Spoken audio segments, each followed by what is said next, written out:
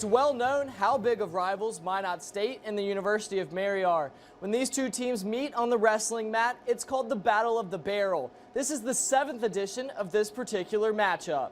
The Marauders have won all previous 6 meetings.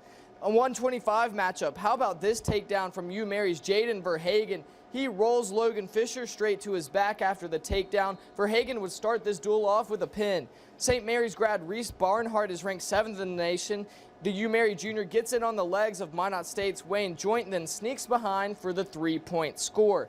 Freshman Caden Dakota wrestles for UMary at 141 after being tangled up. He gets the score on Beavers wrestler Ethan Wanzer, then takes him straight to his back. That's a 7-point haul all at once for the Century High grad, who would go on to win by tech fall. UMary gets a big win over the Beavers and holds on to that illustrious barrel.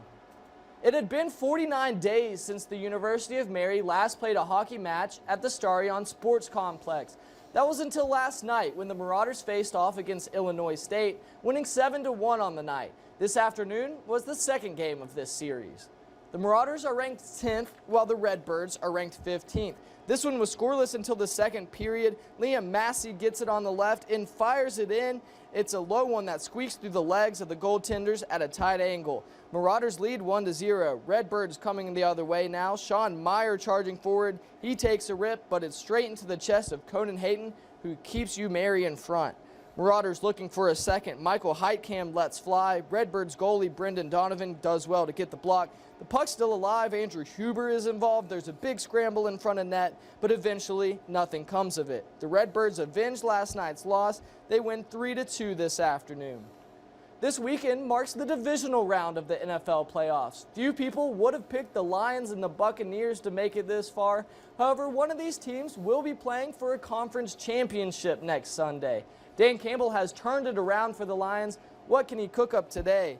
Scored tied at a field goal apiece. Jared Goff back to pass. He finds Josh Reynolds in the back of the end zone. The Lions take a 10-3 lead. Buccaneers hoping to answer back. Baker Mayfield drops and lofts it to Cade Otton, who reels it in the corner of the end zone. This ties things at 10 just before halftime. Fourth quarter now, Lions leading by a touchdown. Goff looks right and puts it on a silver platter for Amon-Ra St. Brown. The Lions do something they haven't done in more than 30 years. They make it to a conference championship. They win 31-23 over the Buccaneers. In today's other divisional matchup, the Chiefs beat the Bills by a field goal. Sparks always fly when these two meet. That means next week's conference championships looks like this. The Lions will be taking on the 49ers in San Francisco, and the Chiefs will be facing the Ravens in Baltimore. After that, the Super Bowl in Las Vegas. In men's college basketball, Kenneth Bowman scores 16 points, but it won't be enough as the Mystics fall at the hands of the Wildcats. The Wildcats women hang triple digits to beat Bismarck State. Houston Davis leads the Thunderbirds with 19 en route to their win over Lake Region State. The Thunderbirds women pick up an 11-point win.